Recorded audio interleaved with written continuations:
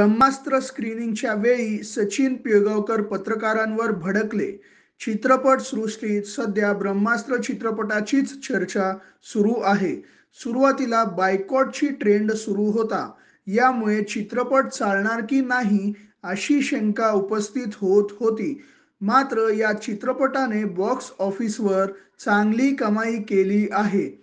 आता कमाईचे आकडे खोटे असल्याचे म्हटले जात आहे. त्यामुळे चित्रपट आणखीनच चर्चेत आहे. अशात सचिन पिळगावकर भडकल्याची बातमी आहे.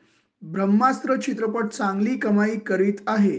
चित्रपटाचे सर्व शो हाऊसफुल जात आहेत.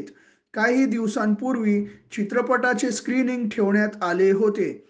या स्क्रीनिंगला सचिन पिळगावकर सह कुटुंब उपस्थित होते. यावेळी सचिन पिळगावकर पत्रकारांवर भडकल्याचे पाहायला मिळाले. चित्रपट संपल्यानंतर मात्र श्रिया पिळगावकर व सचिन पिळगावकर यांनी पत्रकारांना फोटो काढू दिला. चित्रपटाचे स्क्रीनिंगला गेल्यावर पत्रकारांनी विचारलेल्या प्रश्नावर सचिन पिळगावकर भडकले.